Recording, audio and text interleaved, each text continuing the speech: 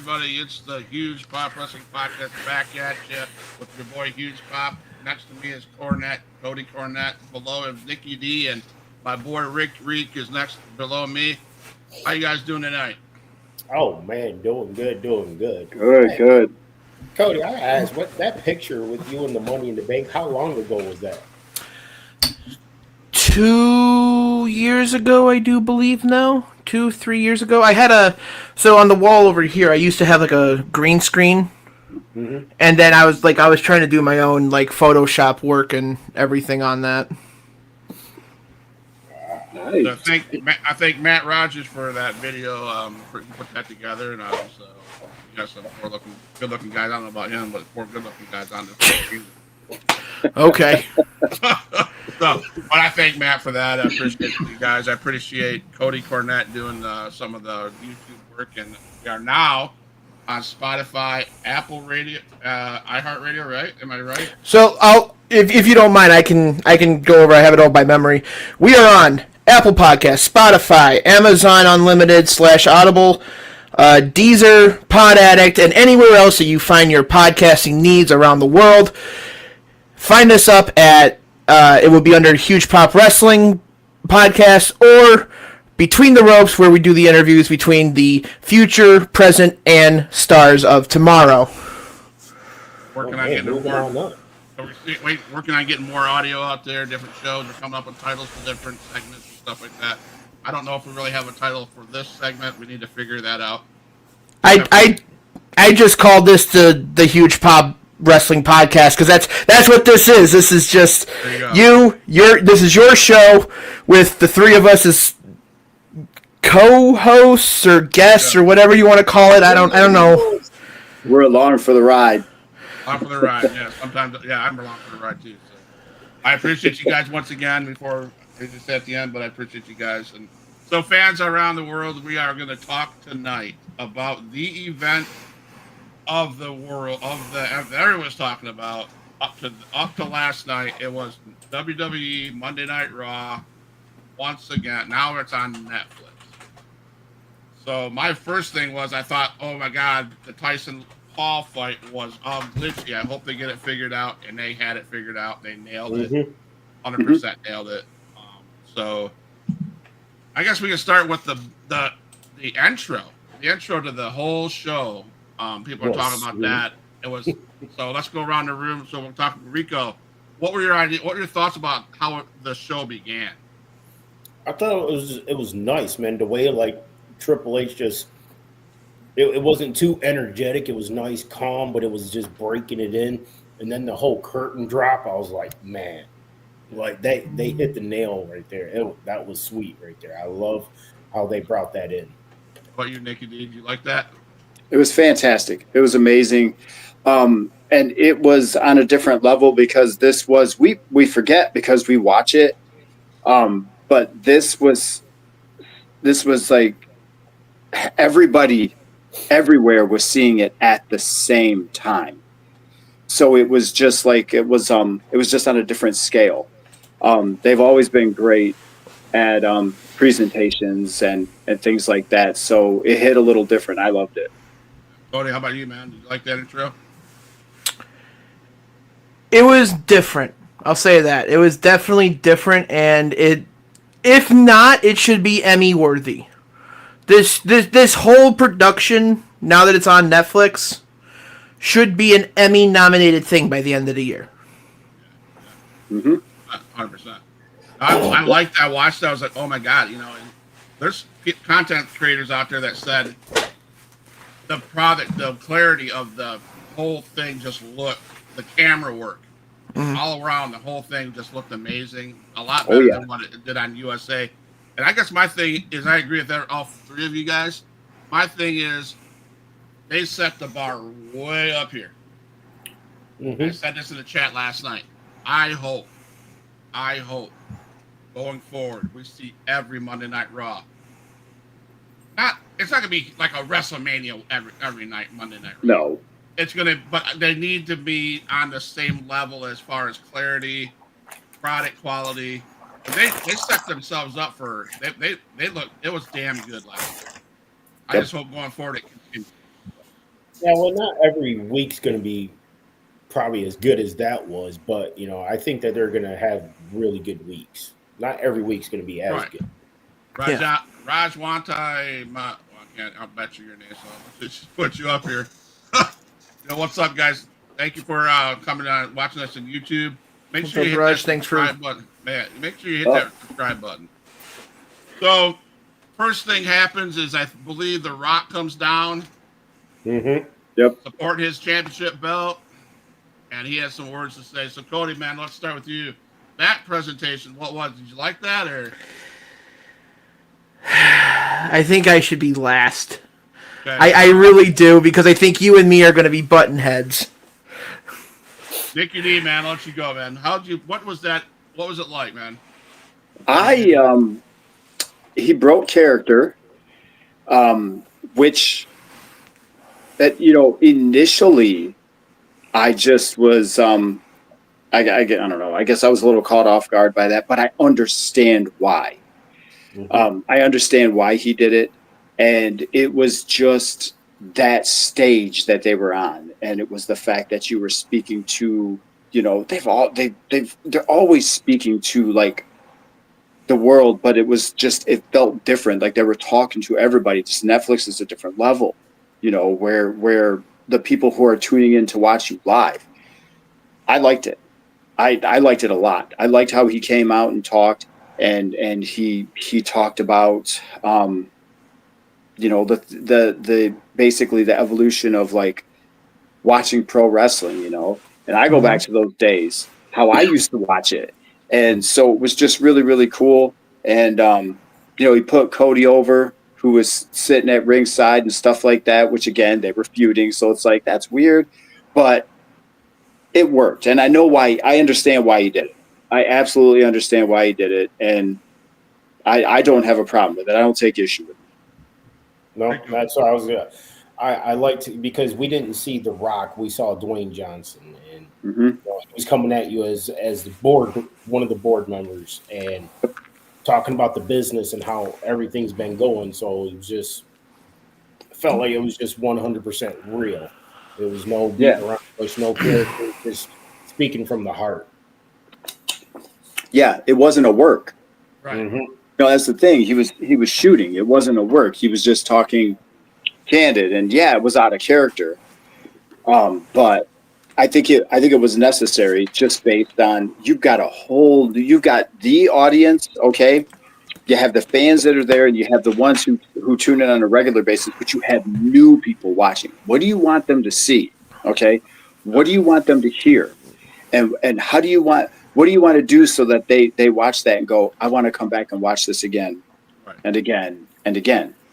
And so maybe they didn't know about those feuds that were happening before. So I thought what he did, looking at it now, I think it was fantastic. Like I thought it was great. It was smart. So, Mr. Matt Holdorf, or whatever you say your name, sorry. Yes, we will talk about that in later on in the show, so stay tuned to those. That's going to be some interesting conversation. My thoughts on that, first of all, Rock, you should have shaved. You look like an old grandpa. Come on, dude. That bothered me. That really did. Really? That's the one thing that really that was the first thing that bothered you? No.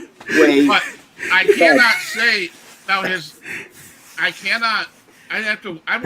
My whole thing goes into what happened after the Roman Reigns Solo Sikoa match, and in the Okay. parking lot with The Rock. Okay. Yep. Okay. I understand, like you said, Nikki D. I understand he's part of the board. He's a leader in the back of WWE or whatever. And to me, yes, he paid respect to Cody. He paid respect to the people that were there. He did what he had to do. Yeah, he did break character. Blah blah blah. I saw that, Cody. Go to hell! What?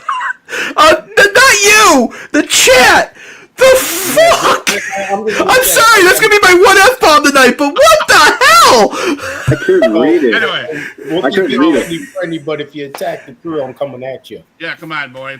We can kick you off this channel. Seriously, do not badger people, bro. Wow! This is a not a hate. I couldn't read even what it said. I don't want to put it up there. So We're not going to put it up there. That's just rude. So, but I understand why he did it, why The Rock did it. But, and this is where I believe Cody and I will disagree.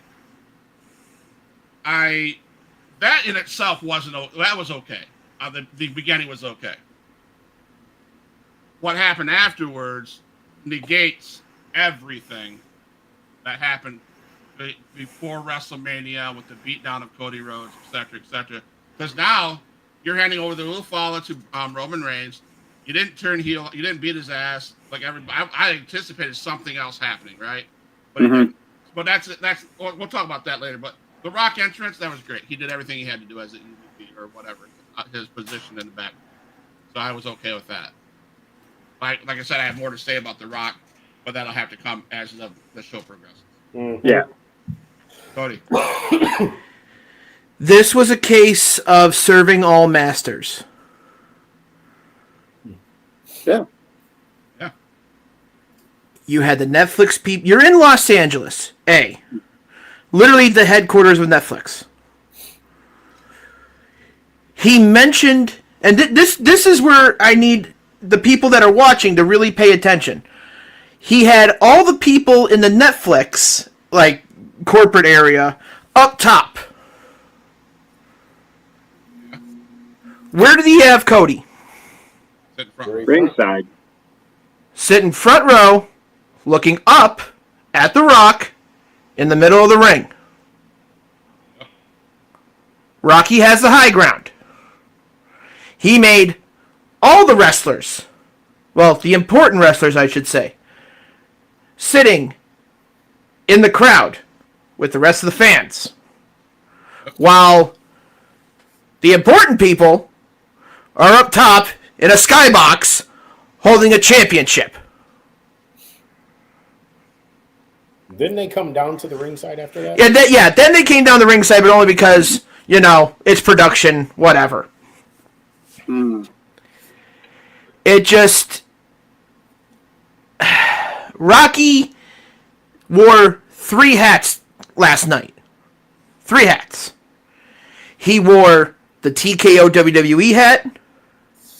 He wore the High Chief Sala Rock hat when he bestowed the Ulufala on Roman. And then he wore the social media Dwayne Johnson hat. Yeah. Not one of those characters or people was the character of the final boss. Now, people say he dressed up like the final boss. Okay. That's what people are used to seeing as The Rock currently. Mm-hmm. If The Rock came out in a suit and tie and did that whole entire spiel, no one would be batting an eye. No one would be mad. No one would be upset. No one would be having these arguments about, this storyline with Cody is now dead. But it is. Wow. You bring up a really good point. Because you look at the guy who was in the ring before him, Triple H. When Triple H got pulled, when he started coming out with a suit and tie, it was different. So when he was acting more of that corporate role, you looked at him differently because you understood that he was different. Even though you remembered the feuds and you remembered all that stuff, it was different. So I don't know. I was on the fence, bro. And I kind of see your point now because he came out looking the part, carrying the People's Championship and all that stuff, and then acted different. That's a really good point. But okay, I was gonna save the debate until after what he did at the end. Okay, so if he was that guy back when he was beating Cody's ass at the bus, he was the guy back in the back when he beat his ass at the bus. He made reference to his position in WWE during that beatdown. Yeah, right. So when you bring your final boss with that belt on your shoulder, and you come out there and you give the Olafala to the boy, which is respectful. I get that. I love that part. That was great. But you now then having a beer, chugging whatever he was back in the parking lot and saying, "I love you" to Cody Rhodes or whatever he said to Cody Rhodes. There's no way it can be believable that The Rock can go against Cody Rhodes at WrestleMania. Absolutely not. Correct. I would not be a believer of that whatsoever. No. Okay. And that's why I don't think they're going to go against each other at WrestleMania. And So that, that's why. to me, ruined the Cody Rhodes Rock ever happening. Okay. Good. Yeah. That's all I'm going to say.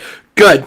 You want to know why that's good? Because now it leaves room for when Cena wins the Rumble, Cena beats Cody at Mania, and Cody turns heel the night after on Raw and joins The Rock. Fine, that's great.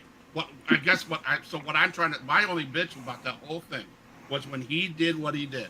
And I loved every single bit of it. I thought that was amazing. I thought that was great work. I thought that was great shoot stuff. Perfect. The Rock is back to where I like The Rock. I always have liked The Rock. And he did something last night that was amazing. Yes, he wore 3 hats. Sure the hell did it. And he did a wonderful job wearing those 3 hats. But all I said without the whole thing is, well, I don't care. I'm glad there's not going to be a Rock and Cody Rhodes. I'm glad. I didn't want to see that. I'm glad that took place. I'm glad he did what he did last night to negate anything to ever have that be a possibility. See, my big thing with this whole Cody Rock thing that everybody's stirred up about, and I love it. I love it because no one's going to be seeing it out of left field when I've been watching left field since frickin' October and saying John Cena wins the Rumble, John Cena wins the WWE Championship for the 17th time, loses it the night after on Raw, Cody Rhodes turns heel and joins The Rock, and now we have Team Rock versus Team Roman, where it's no longer family business, it's business. Now it's the Authority versus the Bloodline. You now have a top heel in Cody Rhodes and a top baby face in Roman Reigns. By the way, people that want to come into our chat and our podcast and take shots at my people, expect to be banned. And I did ban that guy because he continuously wrote off on that. I did ban him, so kiss my ass. I don't care. Don't come in our podcast and start trashing my boys, okay? It's one thing joking around and stuff, but hell no, I don't put up. We don't play that game. Nope. I'm sorry, people think I'm the. Be respectful. Yeah, be respectful of my people. So let's jump into that first match: Roman Reigns versus Solo Sikoa Tribal Combat match. That was a hell of a match, in my opinion. Man, that was a good match. It was good. Honestly, well, I say before we talk about the match, what did you guys think about the commercial breaks? Before the match, and then during the match. What was your take on Netflix's way of doing commercials? Was it long commercials? Was it short commercials? Did it feel like Netflix has something here? It felt like with the commercials because there was a couple commercials, but they weren't long. And there were some times where it went to break for commercial, but it went right back to the show. I was like, I liked how they handled that because you're not sitting here for 10-minute commercials, like waiting for the show to come back on. Yeah, they didn't do the screen, or like they would do where they minimize the ring action. Yeah, the picture-in-picture. The picture-in-picture, yeah, sorry, that's what I meant. And they're still showing you the commercials.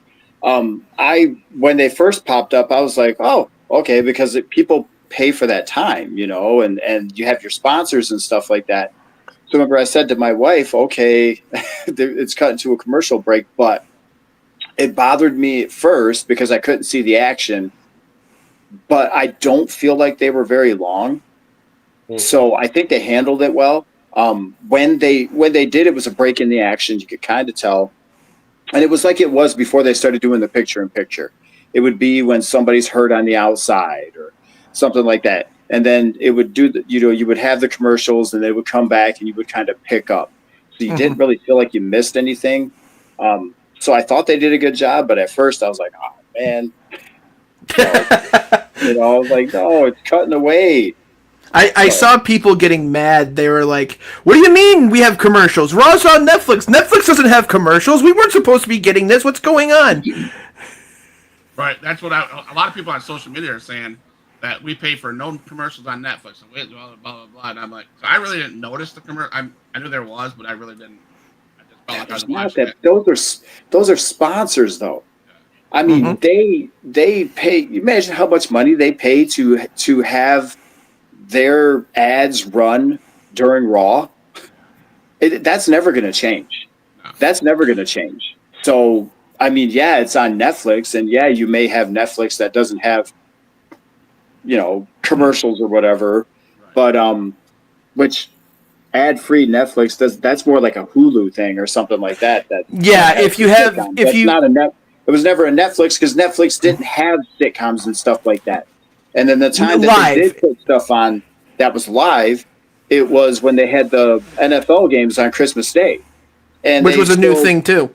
That was a new thing, and they played the commercials. But I will say, when I watched that was when I knew, because I was a little nervous after all the hiccups they had during the Paul Tyson pay-per-view event, with the lag and all of that stuff.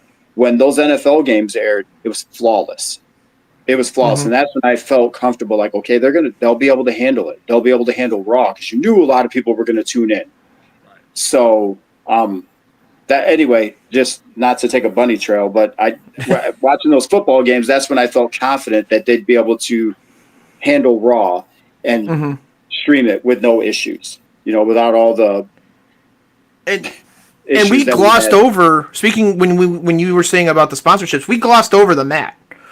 We never talked about the mat. Like, what was everybody's opinion on Fortnite, Saudi Arabia, Prime, whatever, on the mat? TKO. I was like, UFC right there. UFC right there. Yeah, it made it feel different. Like, I was watching it. Like, our youngest daughter, she's 10. She's obsessed with Fortnite. And she caught that in the center of the ring, and she was like, I was like, whoa, look at that. She was like, Fortnite. Like, it's just more advertising, and it made it feel different. The referees were wearing new shirts, new gear. You know what I mean? Like, it felt like you weren't watching something it felt like you were watching something new. And so I liked how the mat looked. I really, really liked it. I got a kick out of it. You get that in your big fight events. You get that in the UFC. They have all the sponsors and stuff like that on the mat, like boxing, so I liked it a lot. Well, WCW used to do it all the time with Slim Jim. Oh, they did. That's right. They did. I think Netflix is pretty smart. They're reaching out to their community. They're grabbing. They wanted to grab more than just wrestling fans. I think they did a great job. And one way to doing it was Fortnite. It got your daughter's attention, right? Yep. I got Fortnite's in the middle of the ring, and you get these big name games, big name, sponsors. That pays a lot of the bills, right? Right. Yeah. So I mean, that production was like it was ridiculous amount to produce that show. Oh, yeah. Sure. It got people's attention, and I think Netflix is going to try to grab a different set of people to join the audience of professional wrestling, and I think you're going to see a lot more wrestling fans than we've seen ever. So my hat goes off to Netflix how they handled that. That was TKO or whatever.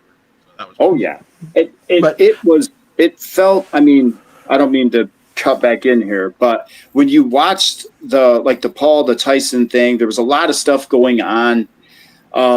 There were backstage interviews. There were ringside interviews. There were all these things that were happening. It just seemed a little unorthodox, and it seemed like they were kind of like trying to figure things out, throwing stuff at the wall to see if it would stick. And some people were just kind of doing their own thing. Interviews were just kind of like whatever. And I was concerned about that because it was like, I don't want to say a free-for-all, but it just didn't seem very corralled. It didn't seem controlled. Raw was different, but it still was not out of control. Everything was, the only thing I saw was when, what's his name? I forget the rapper's name. when he came out. Yeah, whatever. Travis Came Scott. out with Jay. Travis Scott, the WWE Hardcore Champion. He came out. He came out with Jay, main event Jay, and he was smoking. I was like, oh shoot! That was the only thing I saw that was like, he was smoking, all right. yeah, that was the only thing I saw that was like, can you do that? Los Can you Angeles. do that? It's legal. Inside the building, though. I didn't think you could inside the building. Well, it's Travis Scott. You're really going to tell him no? Yeah, right. But anyways, back to what Scott said. Let's talk about tribal combat. You know, ultimate tribal chief. Yeah, I was gonna say. I honestly, when it started, I was kind of dreading it. I was like, man, I want this to be a good match, but I was kind of worried it wasn't gonna be. It was just gonna be, okay, is this over yet? But they surprised me, man, and I really liked the match. It was good back and forth, and I liked how Solo had control 3/4 of the match. Yeah. Yep. They introduced all these. It just felt like such a different show. It was so cool, and they introduced all these new camera angles that we'd never seen before, and just that high def picture and the camera angles. They were fantastic. They were too good, because sometimes I call Solo like talking with Roman during the match, which usually that stuff gets covered up. Those cameras were like really good. They were right in there. So I was like, oh man, I caught him a couple times. Like, hey man, Yep. But that's the thing, man. That was, it just showed the quality, like what they're doing. Just the way it was almost like there was a moving camera on the turnbuckle, and just all these different angles. It was sweet. The match itself was very, very good. And I was dreading that it wouldn't end the way that I wanted it to. I didn't have a problem with the match. I was just like, we're going to actually get an end here. We're going to actually end this thing, and so no, I loved it. Great match. I thought it was a great match. Of course, I wasn't sure what would happen if Solo would have won that. I wasn't really sure what angle they'd go to. I almost thought, in my opinion, I almost felt like you had to give it to Roman Reigns to continue on. It had everything I thought. It was a great match. Everything I thought. It had spears, had spikes, had everything, had interferences. I was hoping for, because you've seen all over social media that Fatu might turn on Solo. I was hoping that was going to happen. There was an opportunity for it to happen. I was waiting for it, and then it didn't happen. So I was kind of let down a little bit about that. Right. But it had everything that every tribal combat would have had. And it told a story once again. And in the outcome, I love the outcome. I love Paul Heyman's expression when The Rock comes in and says, and opens his hands and says, "Give me that," and I'm like, "Oh shit," because that's what Paul said. He was like, "Uh oh." Yeah. But Paul understood, right? Yep. Paul understood that.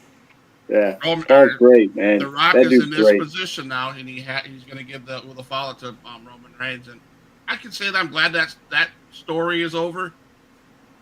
He has to follow back. Let's move on. Let's go. What's going to be next? So, yeah. Exactly.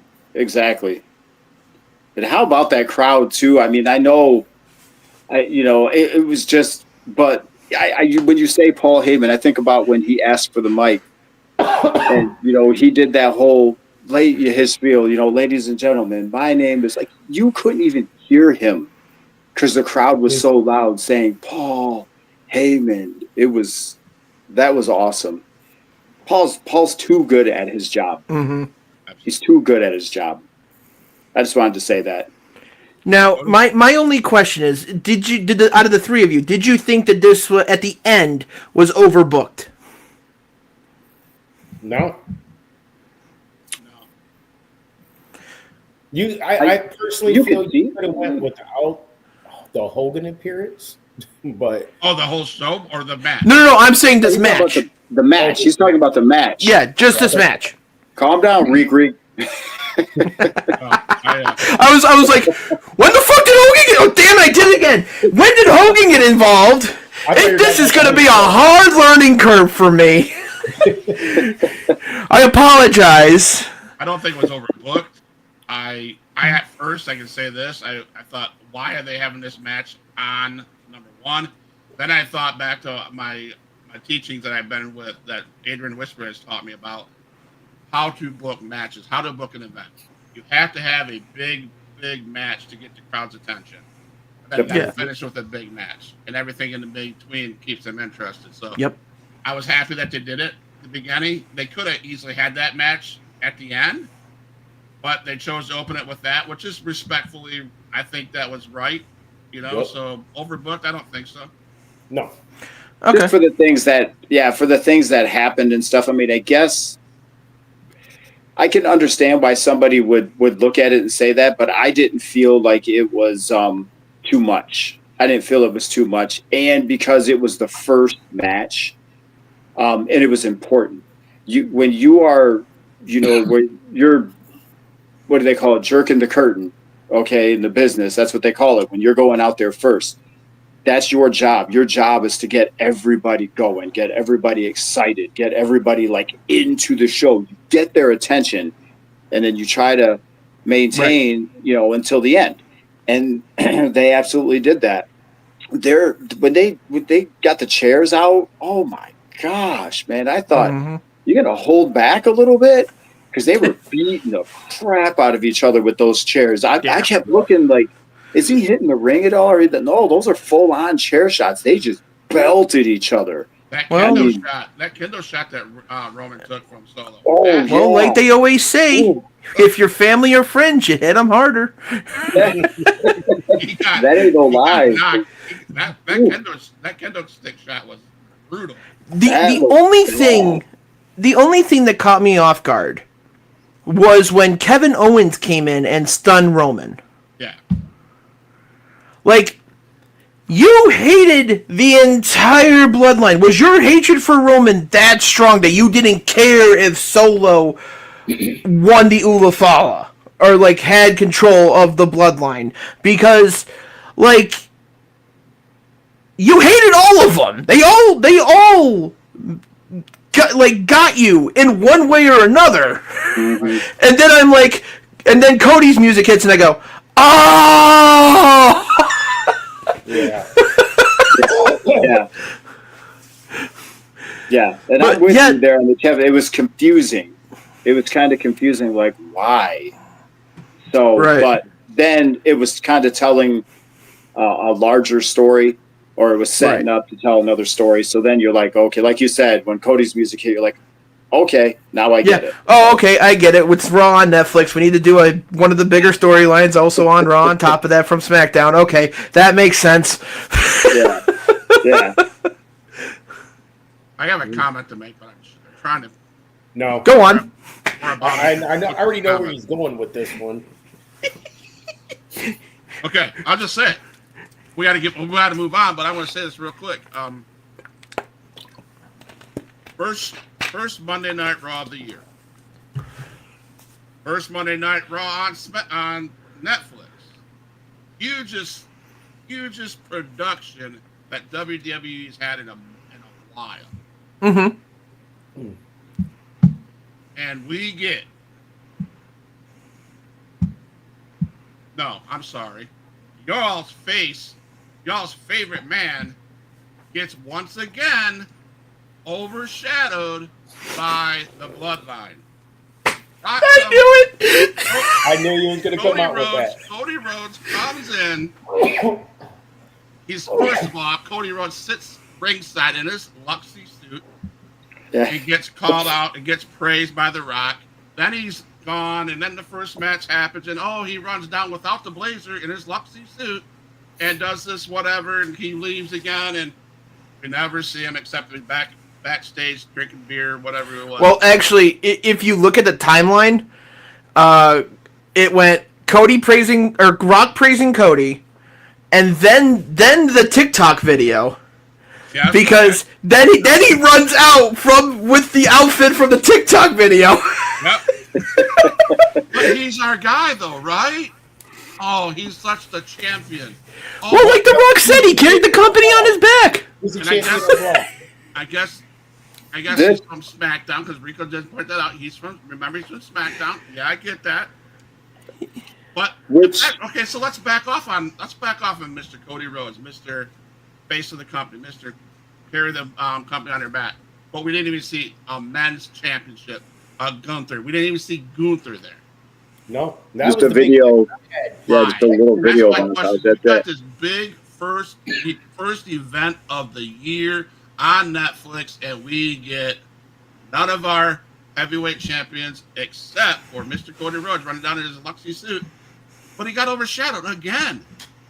I mean, It's not his show to be overshadowed. That's the way I was looking at it. but It's he's not our his boss. show. He's our champion. Ooh, Yeah, and this and this watching it, and then when you made that comment in the group text, I agree with you.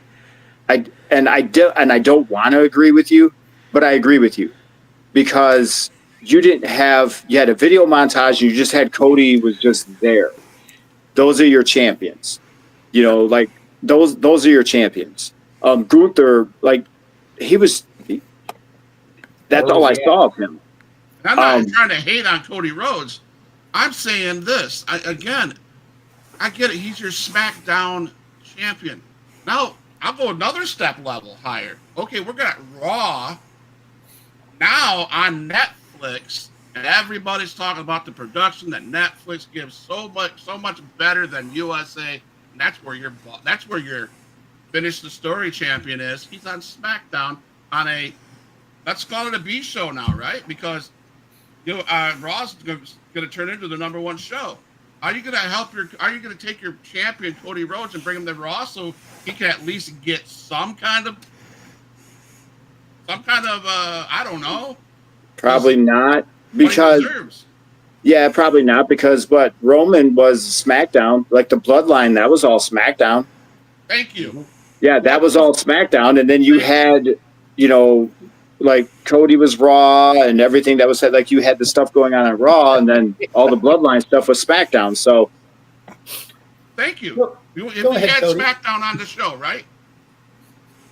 And all we seen was Cody Rhodes running in to do what? To attack does Cody Kevin have his Owens? hand up? Yeah, hi. Yes, he does. Hold Go on. ahead, Cody. Go ahead. Since we want to talk about kayfabe, Saying. That's not there is this thing called the Superstar Transfer Portal that has been going on for the last 4 weeks since the Raw Netflix deal was coming up closer. And pretty much until after WrestleMania, like every year, it's going to be combined brands, for lack of a better term. And by after WrestleMania, it is going to be Bloodline on Raw, Cody on Raw, Cena on Raw, Punk on Raw, Rollins on Raw. Pretty much all your A stars on Raw. except for Cody Rhodes. He'll be putting a commercial on a TikTok video. Cody Rhodes is going to be on Raw as the Be on WWE Raw. champion, and they're going to move Gunther to SmackDown as the world champion. And then you could probably keep the mid cards the same. That doesn't really matter. Tags the same. But if you move your world champions from brand to brand, that's going to make all the difference in the world. And I think that's again, this is all rumor mill at this point, but I think that is what's going to happen after WrestleMania when the draft happens. Because right now we're going to have people come over from SmackDown to Raw because in 3 weeks' time, we're going to have Roman again back on Raw to unveil the cover of 2K25. Right. So, but okay. So then that you're answering my question because you're going to bring Cody Rhodes because he's getting suffocated on the other show. He's getting just not suffocated. He's getting overshadowed. Yeah, but you're bringing the people that are overshadowing him also to the Raw. Yeah, because Cody's already Raw. Cody's already Monday Night Raw. No, And Cody Roman SmackDown. and- He's SmackDown. I thought he was Raw. No, he was SmackDown after the draft.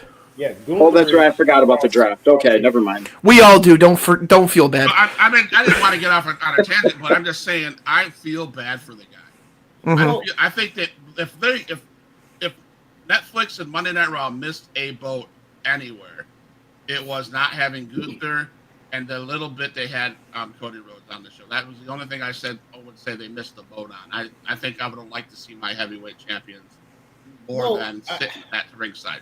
I say like, you don't always have to have the champion shine so bright over everybody. But in a event that huge, Rico, wouldn't you think you'd want that?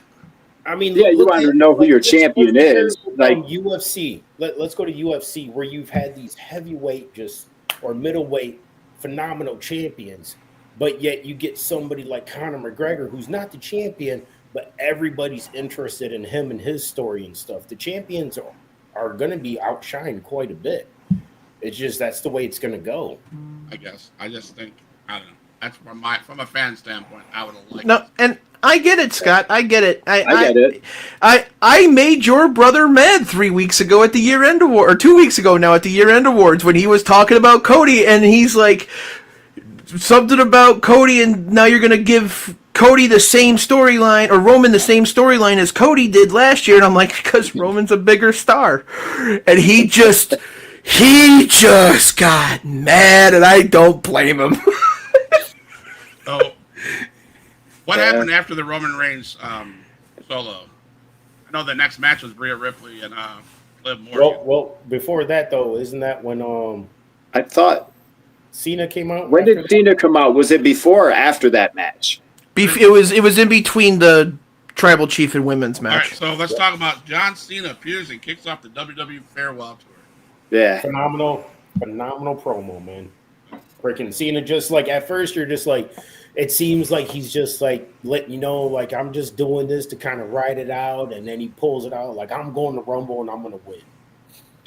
Yeah, because he said, we would take. He's like, you can't say never. He's like, so I can't say that because in this business, crazy things happen. So he's like, it would take a miracle. Like I would have to win Money in the Bank, or Elimination Chamber, or the Royal Rumble, and just the way he did it was like just awesome. It was awesome. I will most definitely miss his pro. I'll miss all his stuff when he's done because he's a master at that. Just getting everybody. He let him down because he's like, guys, he's like, I'm not talking. But when he made reference to the streak, he's like, I'm not talking about the streak that Roman had so many days where he was talking about his champion.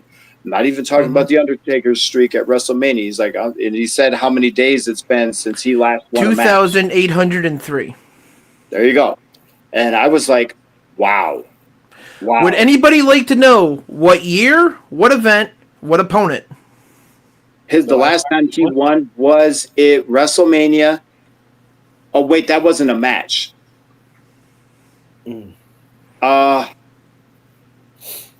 Okay, it wasn't Bray Wyatt, was it? That was like... Nope, he lost that one. That was SummerSlam. He lost that one. Come on, Statman, tell us. 2018, the very first Crown Jewel event, in the very first match against Triple H. That was the last time. That was the last time he's won a match. Really? Yes, that was 2018, very first Crown Jewel, last time he ever fought Triple H in the very first opening match of Crown Jewel's pay-per-view history. And that's also big names. They went out and they did the first match. And then you said that was the first Crown Jewel, and that's kind of similar to what they did on Raw right here, just to that point. You have Roman's out there in that thing, Solo's getting up there. But wow, I didn't know it was that long. 2018? Yep. All I got to say about John Cena, that was a great promo. I grew up watching John Cena. I love John Cena with all the excitement, energy he brought to the thing. I just hope, my hope for 2025 is They make it interesting and not stupid. That's all I have to say. I hope if they're going to give him a belt, we talked 3 weeks ago. If they give him a belt, I hope that it's not a one-off. Like, get it and drop it. You know, It's going to be.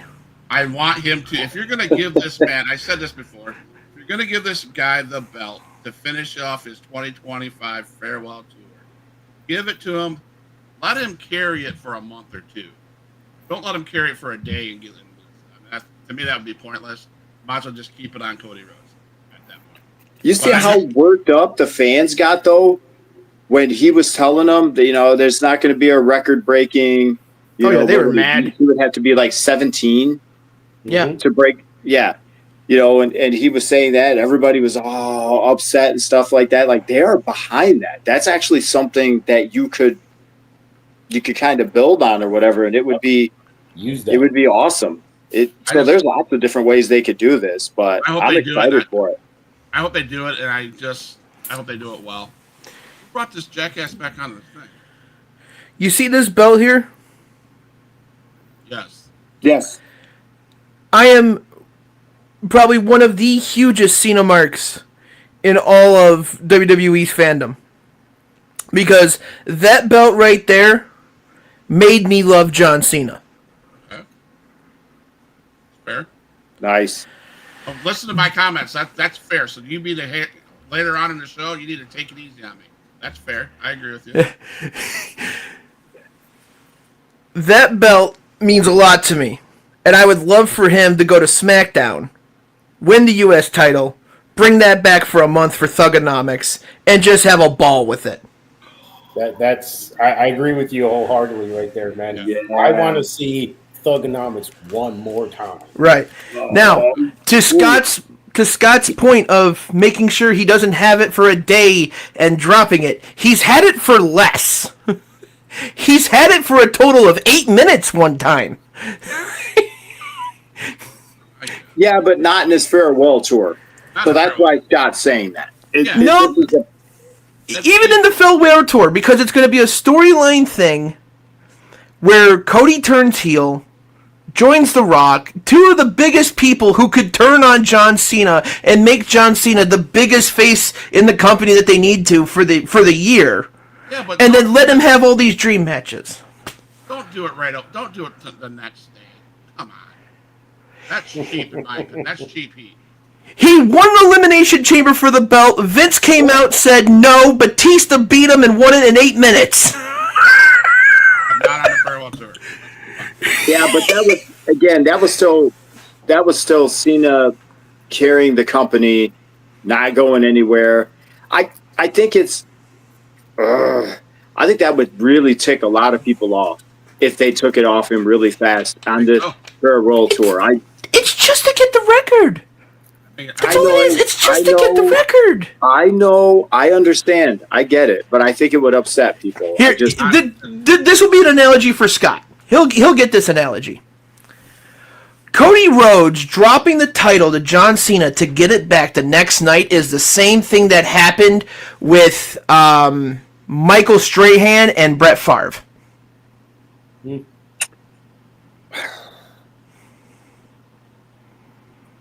How so?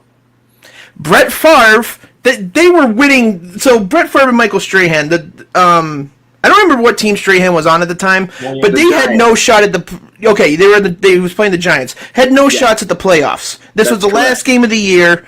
Correct. And there's 3 minutes left of the fourth quarter with the current record holder still in attendance. Yeah. Yes. And Favre's like, I got caught. I'm going to take the hit. Strahan gets the sack. He's now the record holder, and the guy still holds a grudge to this day against Brett Favre. Same thing happened. Yeah, because he says, he claims Brett Favre that, I watched that game as it happened, and there was a timeout, and everybody was talking and stuff like that. I can see why people feel that way. I guess I can see it. But Favre often talked to the defensive guys on the other team and joked around with them because that was just who he was, as a player.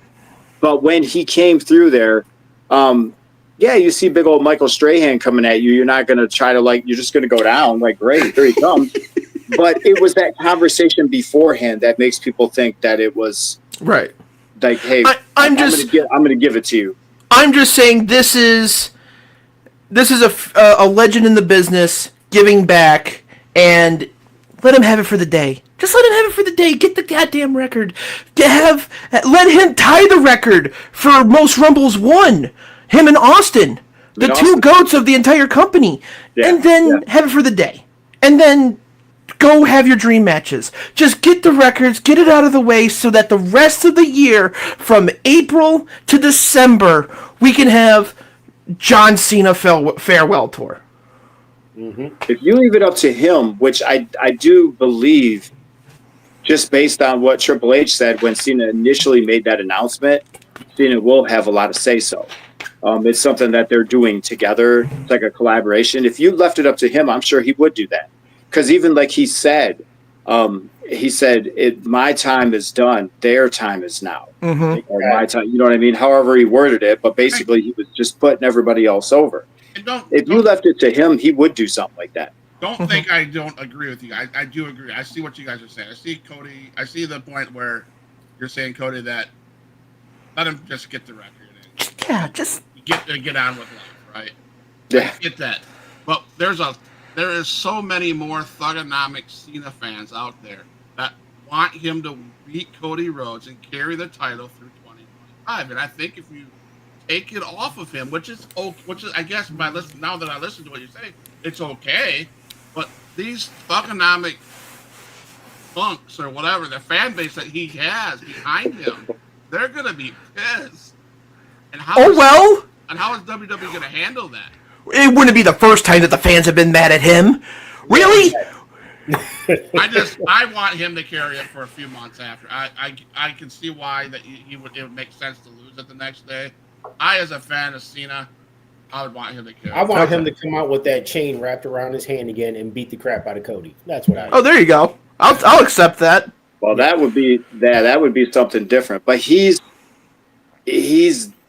different, and that's when I look at him, I'm like, he's not the same Cena that he was. Right. You could just tell, like when he had his last match, when he came back and had that feud with Roman, and I popped, and I was like, holy crap, I can't believe this. Yep. And it was all that stuff, like when Roman was trying to find his footing, and Cena chewed him up and spit him out, and that was still Cena. Oh, you're talking the first time they fought. I'm talking the first time. And then you fast forward, okay? You fast forward a couple of years, and they were completely different levels. That's where Roman was Roman. Yep. And Cena came back, and when they were in the ring together, I was like, oh my gosh. It's right. Like it just he didn't seem like he was on that level. I'm not talking skill, popularity, none of that stuff. It was just Roman was here. Mm-hmm. So that bothers me sometimes because I'm like, oh, John is like, plus he cut all that stinking weight because Hollywood, they're like, oh, we want you to be smaller to do our movies and everything. They do that with all the wrestlers. They do that with except all the bodybuilders. Well, The Rock did too. They did it to The Rock too. Pain and Gain. I'm going to go there. Pain and Gain. You watch the Game Plan. You watch all of his other stuff that he did. He got really, really lean and really, really small for the Tooth Fairy and everything. Like they made him drop a ton of weight because that's what Hollywood does to you. They always get these guys like, we want you, but we don't want you like that because you're too big and we want you to be able to fit into these other roles. That's what they did with Cena. They got the movie with Mark Wahlberg, Pain and Gain. That was the biggest and swollest he's ever been. Period. And he could lie up and down on a chart and any type of test you could take and say he never did enhancement drugs. I'm gonna call BS because there is no way someone goes from lean to I'm the Hulk to going back to lean without taking EDs. There's no way. Yeah, he did Pain and Gain, and then also when he was in the Hercules. Yeah. Hercules, he got really, and then he just stayed big. Like he was Thank like, you God. know what, I'm going to stay here because he was established, and it didn't matter if because people were going to hire him. But in the beginning, you're trying to kiss their butts and make them happy. And so they want to change your look. They want to change this about you, change that about you. So he was really small for a lot of those earlier roles, like really small. And that's what they did to Cena for no reason. And you got to grow your hair out too. That's another thing that ticks me off. Cena always had this short hair. Okay, I didn't mean to get this onto a tangent. They could have just left his freaking hair alone, dude. He had the sweet military haircut. He's thinning a little bit back here. You couldn't tell when he had that sweet, buzz cut and that thing he had going. But no, they're like, we want you to grow your hair. Why? And, we want you to have a comb over. Like, gosh, dang, dude. They sunk their teeth into him, man. And they're like, Hollywood annoys me. Anyway, I'm done. I will agree. If he doesn't, I don't want him to be looking stupid out there in his matches. I want him to be, and if he, like you said, Nikki, he made the statement. It's their time. Mm-hmm. My time is over. Now, with that mindset and that I would say, okay, one and done, win it, lose it, because I don't want him to look dumb, not being as high up there as Roman Reigns and some of these other athletes that are so much more athletic than he is now at his age, right? I think that one and done would be all right. But I just, as a fan, I'd like to see him have some good matches worth something like belts or something like that. So anyway, that's my Cena thing. And I think that's what everybody wants. They want to just enjoy that last ride and. Yep. So then what do we go? Rhea Ripley and Liv Morgan. Liv Morgan. We got to move through this quickly. Liv Morgan, Rhea Ripley. Other than Rhea Ripley looking like a knockout, she looked good. I'll just say that. God, everything was held together by dental floss. Like, what the hell? I was like, she's wearing lingerie. Yeah. That's what she gotta be. Like she was wearing lingerie. I'm like, dude, Rhea Ripley usually wears a lot more clothing than that. Yeah, right. She looked like I don't see what everybody else sees in her. I'm sorry. I don't see it, but she was wearing skimpy clothes. I have mommy issues. That's my issue. I'm sorry. That's why. She looked like a badass out there. Reed's afraid of mommy.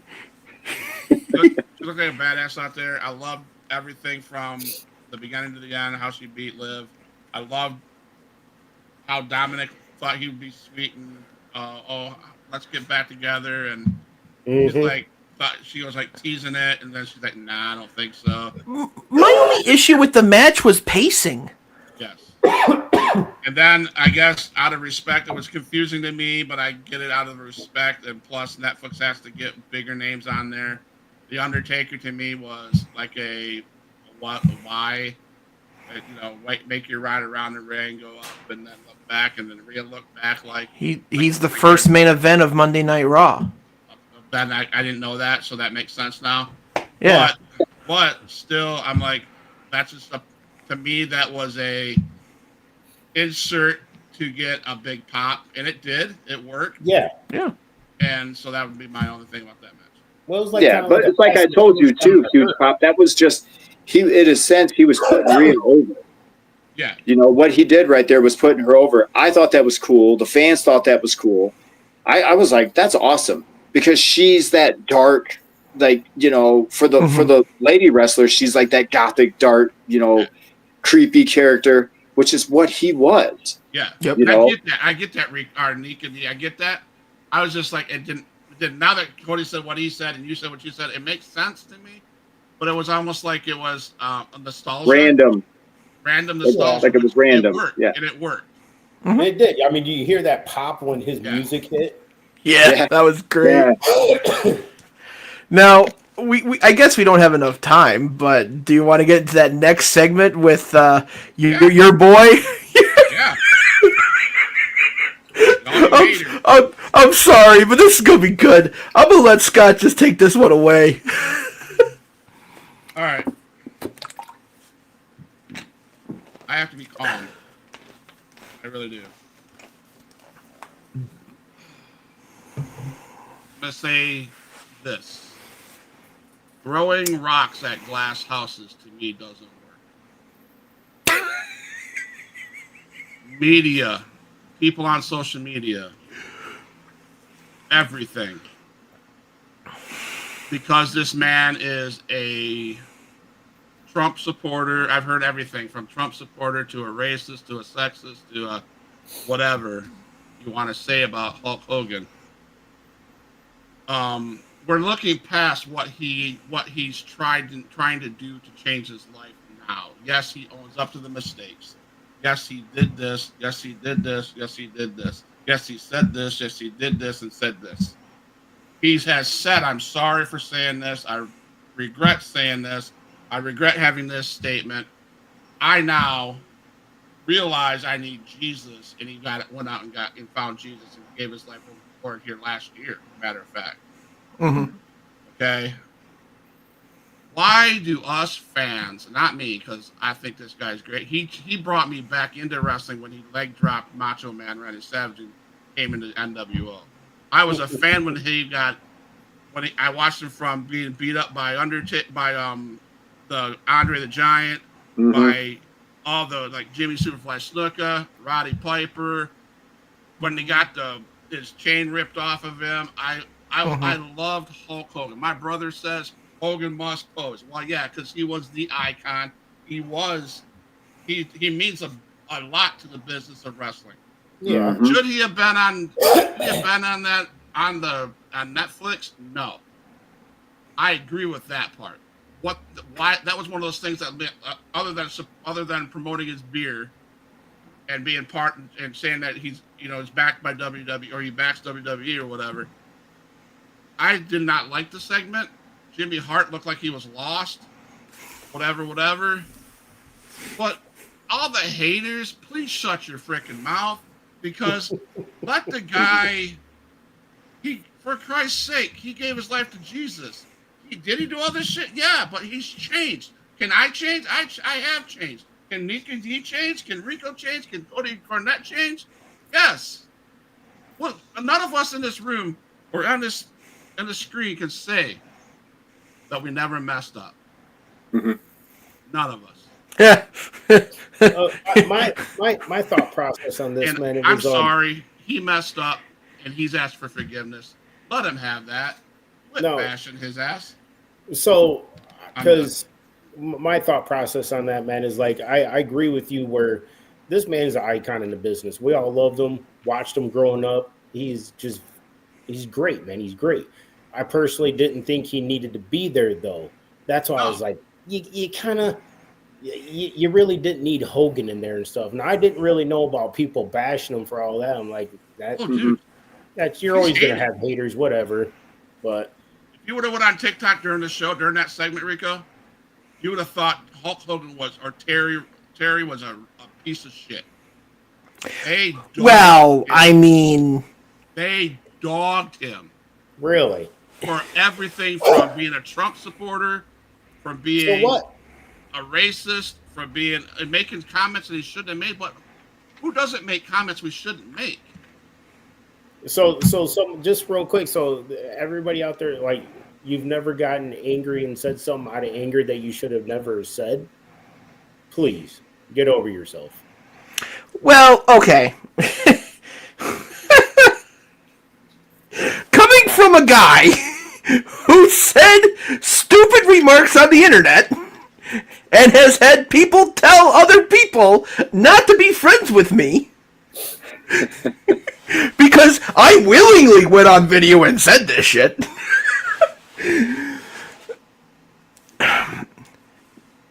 Terry Bollea, Hulk Hogan, being video recorded by Bubba the Love Sponge in a adult situation with Bubba's wife, which, by the way, the myth of steroids is wrong. He said something about his daughter that he thought was in a private setting, and then Bubba the Love Sponge sent the video to Gawker for so much money, and then Hulk Hogan got way more money for suing Gawker. Yep. Now, the whole Finding Jesus thing, good for him. I'm glad. You know, if that was something that you needed to do in your life, all the more power to you. No notes, no nothing. You go do what you need to do, Hulk. And I love you. Because without you, we are not doing this. The four of us are not here tonight talking. Mm-hmm. Yep. And I think the general consensus is didn't need to be there. That's fine. You're in LA. You're in probably the wokest city in America. And you bring out Hulk Hogan, who has gone through the ringer. And you really thought that was a good idea. Okay. But it worked because people are booing him. And guess what people are talking about on the social media?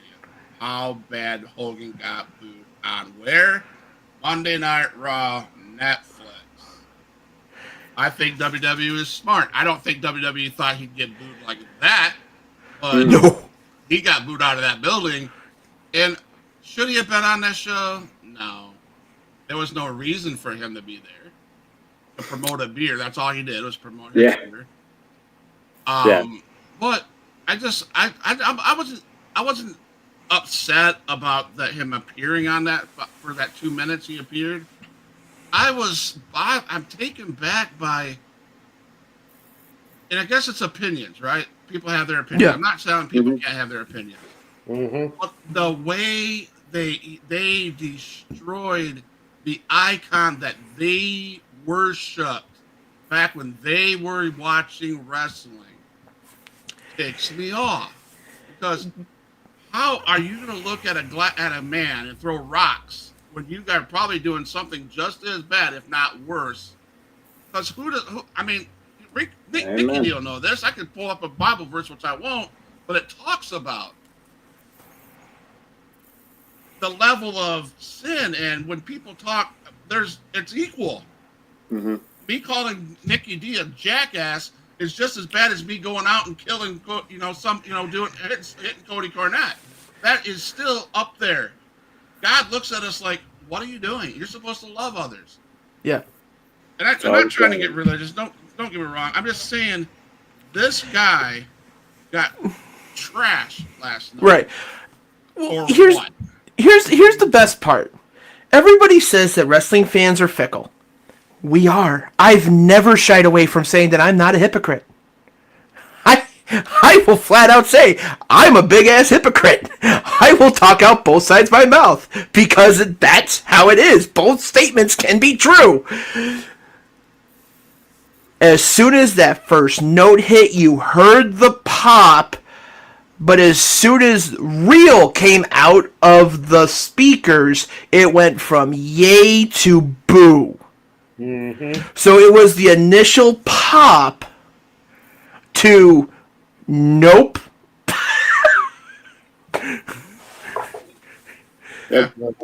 Cody said it perfect. That's like both things can be true at the same time. So, first off, that was the wrong venue in the wrong city to have him come out. Yep. Just 100% agree with Cody on that. That's a fact. That was the wrong place. Should he have been there? Yes, because you're trying to.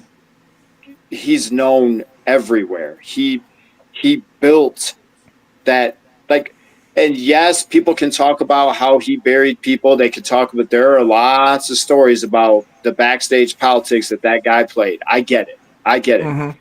But he was the one who took that organization, took that company, and carried it, and carried it, and carried it, and carried it. And he was like one of the first ones that's known everywhere.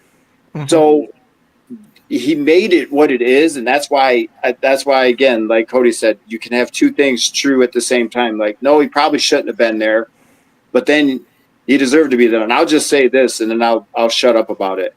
My oldest daughter was just walking in. She just got out of her late shift at work, and she was walking in right before his music hit. And he came out, and she was like, "Oh, Hulk Hogan!" Like she knew exactly who he was. Mm-hmm. And when he came out and everything, it was like, "Oh, that's that's cool," and stuff like that, And she was like, "Listen to that crowd," and I was like, "Yeah, that was awesome." That was when they popped. That was before things changed. And Jimmy Hart looked very uncomfortable. I was like, Jimmy Hart. And then he looked like, "Hey, man, let's get out of here." Get the hell out. He just was like, "Stop talking. Let's go. Let's go." Did you see when they first came out, Jimmy Hart? I was like, I'm sorry, just to say it looked like he sniffed a line or something, and then they. Oh yeah. Listen, I had the convention on in June last June. I had a conversation. I had a chance to talk to the guy. This is what he says. I asked him if he was going to. I think I asked him if he was going to the next pay-per-view. Uh-huh. He goes, "Son," he goes, "WWE calls me up, says where to go. I'm going. I'm under contract. I'm going." So he probably got the phone call from Tripp that said, "Hey, Jimmy, need you in LA. That's what we're doing." And Jimmy's probably like, "Are you sure? Are you sure? Like, I'll come, but are you sure? Are you sure we need to do this?" And That's exactly what he said too, because he was out there. He waved that flag at first, and then he was like, yeah. "Come on, man." So basically, Out what of it is, he told me, he goes, "I'll go anywhere they want me to go. They pay me good money. I'm gonna go." Mm-hmm. So that was Now, that segment. the last thing I want to say about this segment, there was a meme that came out like hours later. It's Hogan and Jimmy backstage, like in a shot that they did like years ago. And it's like, and it just says Hogan talking, "Jimmy, you have so much heat out there, brother. That's not good for me." I'm just like, you know that conversation was like something like that. I read that online earlier. I died. Like, wow, Jimmy, they were really booing you, man. I mean, so but those same people, those same fans that are bashing them show up at his bar in Clearwater. Well, yeah. Again, like I said, wrestling fans are not afraid to say they're not hypocrites. Oh, yeah. So then we moved into Drew McIntyre, Jey Uso. I thought this was a very well done match, especially the ending. Okay. Yep. Surprise ending. Yeah, I was like, "Oh." Surprise ending. Yep. That was good. I didn't expect that. I thought Drew was gonna kill him. Go over. Yeah, he was gonna kill him. So I was surprised at that. It sparks that where Drew's gonna be even more of a heel now. He's good. He's more angry now, and like you were saying, Cody, about possibly him and KO, little what's called faction or whatever they type together. You think that made him look weak? No, not at all. No, because he was so angry at Jay for doing what he did with Roman, because he broke off and now he helped him again. Now his mission now is, well, I understand CM Punk, he took a bribe, but you three need to pay, as in Jimmy, Jay, and Sammy. Yep. And his ego got the better of him. You think we'll see another Jay? That's what it was. Match? I don't see why not. It wasn't bad. Mm-mm. Yep. Yeah, that didn't make him look bad at all. Like, I feel like, talking about the ladies' match, if they would have had Rhea drop, to live, I felt like that would have hurt her, because it's like, really, she's been trying to get revenge, she's been trying to do all this stuff, and that ending made sense. This ending I didn't see coming, but it didn't hurt. I mean, obviously it didn't hurt Jay, and I don't think it hurt Drew either. It just was like hey, I got you, and I'm out of here. We rolled him up, and it was a good match, and it was, and Cody said it perfectly too. It was his ego. I'm going to punish you. I'm going to keep beating the crap out of you instead of finishing him when he should have. Right. He's like, no, I'm just going to keep doing my thing, and his ego got him. Kind of like the world really well done. When his ego exactly. Yeah. But then we get to the last match. It was a great match. CM Punk and Seth Rollins. I didn't get to see that. You see that one? No. Oh my god. I don't want. I believe Drew McIntyre and Jey Uso was probably better than this one. I think, in my opinion, CM Punk versus Seth Rollins was good. What are you looking for? Did I just drop into an alternate reality? Like, what the? First of all, that was the ugliest outfit that Seth Rollins came into the ring. I can't stand that. No, he's had uglier. Wait a minute. Wait, you're talking about what he wore? What he wore down to the ring? You reminded me you talking about his wrestling gear? What he wore down to the ring. That coat. That was ridiculous. Oh, that has to be tied to something. He's an MC. He's like a Marvel nerd. He's a comic nerd, and I kept trying to think of Daredevil. I thought it was Daredevil-ish. No. With those sticking with the way that was, I kept racking my brain like which comic book character? Yes, Scarlet Witch. Scarlet Witch.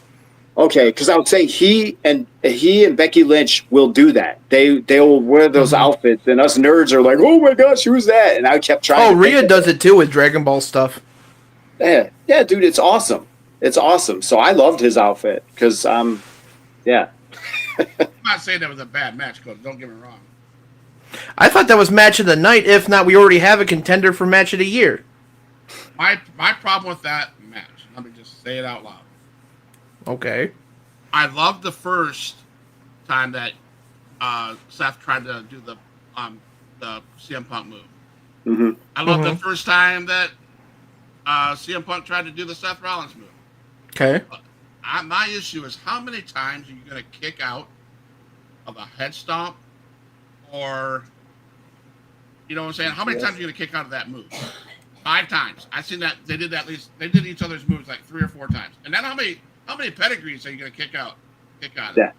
Yeah. You're going to get your face pounded to the ground 5 times with a pedigree and still kick out? No, that was not believable. Well, I said it wasn't one of my favorite matches. Well, it takes you back to remember the Warrior versus Macho, the career-ending match, where Warrior hit him with everything and he still kept kicking out. But I didn't need to. But it was rare though. Yeah, that was a rare thing, and yeah, in the 90s. Yeah. Well, even as you got later in the 2000s, that's why I kind of agreed with Huge Pop, because these are finishers. Now, granted, when they're doing the other person's finisher, you can say, "Oh, it doesn't have the same effect," because, like, right, Rollins is doing the GTS and all that stuff. I get that, but it's like they're still finishers, and you're still kicking out of them, and right. And don't get me wrong, I thought it was cool that they were paying homage to each other's finishers, and even Triple H's finish. I get that, but I didn't need this. It was unbelievable. It was not believable whatsoever. As far as how many times you're going to do a finisher. They did that finisher I've seen probably 10 finishers in a match. Yeah, I think. I saw 5. I just was... Well, wait, hold on. 2 pedigrees, stomp, 4 GTSs. Okay, 7. Well, I was going to say, it's got to be close to 10, because there was a lot. To me, that took away from the match. Okay, I liked the match, but to me, what took away from it was them 7 to 8 to 10 finishers. Why? So, I guess because this is from my point of view at least. When Rollins, so in order were the finishers. Rollins did the GTS. Punk rolled out. That there wasn't a kick out after that. They both got back in the ring. CM Punk tried to do a stomp, screwed it up, and got a 2 count. That's fair. He screwed up the stomp. Mm-hmm. Then they went back out to the announcer table, did the pedigree. Seth is messing with his leg, went back in, did another pedigree, messed up his leg, and CM Punk kicked out. And I'm like, okay, it's not Triple H who does it, so fine, whatever. Mm-hmm. Then Rollins went for another GTS, Punk reversed, Punk hit the GTS, fell down. Rollins landed on top of him, which, by the way, called back to Jon Moxley at All Out 2022. Picks him back up, hits a second GTS, and goes night-night.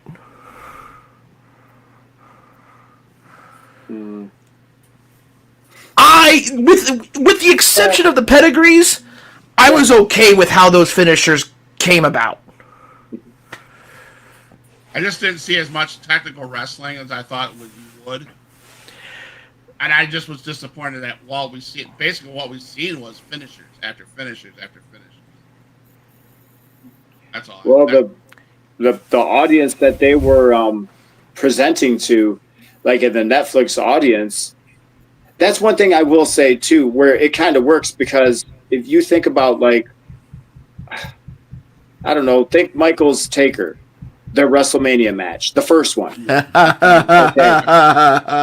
That started this whole crap, by the way. That started it. Those things, it was unbelievable. You could have something like, well, what was it, WrestleMania 3, where Savage and Ricky Steamboat had all went those like 40 minutes. Yeah.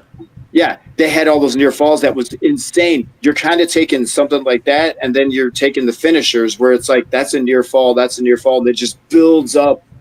It builds up the audience so much, and that's probably what they were doing, is they were trying to just show that. So I see both. Like, I didn't hate it, but I did think there were a lot of finishers. But at the same time, I didn't go, oh, that ruined the match. I just knew there was a lot. I mean, I'm not saying it was a bad match. Yeah, right. I wish there was more to it than. And I get why they were doing it. I get that. Right. I do. I will say this. I love the ringside interview that they did afterwards with CM Punk. I love that, bringing that. I didn't back. get to see that. That was pretty cool. So there things of that match was great, but it's just I don't know. It was not personally my favorite. Okay, that's fair. I just have two questions. A, did you like Rock versus Cena at WrestleMania? I wasn't one of my favorites. No. Okay, because same type of match. It was just a finisher match. Yeah. Brock Lesnar versus Roman at 38 in Texas. I guess that was okay. I mean, again, same thing. So at least you're consistent. I'll say that. At least you're consistent. You're saying, like, if it's a finisher match, it's a good match. It's not your cup of tea. No, not cup of tea. No, I mean, and again, I love this show. I love the three guys I hang out with, because we can have our opinions, right? Mm-hmm. Or do you think it should have happened on a Raw? Because, like, all those other ones, they happen at, like, WrestleMania or Mania. Like, all of them happen at Mania. All of those were Mania. Yeah. Do you think that it should have happened on Raw? On this Raw? On this Raw, yes. Yeah, because this was a big one. But I was asking Huge Pop, do you think it was bad because it happened on Raw? No. Not at all. Not at all. I think it was. No, I mean the finishers, not the match, but the finishers. I know you like the match. But you see finisher matches all on Raw all the time. I mean, you see that a lot in the professional wrestling. It seems like there's a lot of finisher moves or not unbelievable kickouts, right? If I get slammed by, for instance, one of my biggest ones was when Bronson Reed was beating the living piss out of Seth Rollins, I think it was. Yeah. And he gets up. Nobody's going to get up when a big man like that tsunamis you 9,000 times. Okay, so I see where Scott's coming from on that. Yeah, that's fair. That's fair. I will accept that. And if you get GTS more than once, are you going to get up? No. If you get your head planted to the ground more than once, are you going to get up? No. I didn't need to see those finishers. Mm-hmm. Whether if there was 6 or 7 of them, I didn't need to see that all. That they had those guys are such good wrestlers. I expected that. I wanted to see more. Right. Well, just so that everybody knows that those two matches, Rhea and Liv and Punk and Rollins, were slated for WrestleMania. and then were penciled in for Raw. So, a lot of WrestleMania plans, again, allegedly, take it with a grain of salt, allegedly, WrestleMania plans have now changed again. So, this WrestleMania is going to be a very interesting one. Well, guys. Wonder why they've changed. Why the plans? I mean, have you heard or read anything as to why? Not necessarily. It was the first Raw on Netflix. You had to have big matches. Rhea getting the world title, Seth versus Punk, Roman and Solo for Tribal Combat. Like, those three right there. They could have gone without Drew and Jay, and those three matches could have carried that entire show. But this WrestleMania, like I said before we took our Christmas break, from January to WrestleMania is going to be the greatest time to watch wrestling. All right. Well, I look forward to it. Absolutely. So, guys, I had a blast hanging out with you guys talking about Monday Night Raw on Netflix. People that viewed it, even the ones that make stupid comments, thank you for coming on the show. Appreciate it. All us guys appreciate it. Again, like Cody said at the beginning of the show, we're all over the audio through Spotify, Apple, whatever it is. I don't know.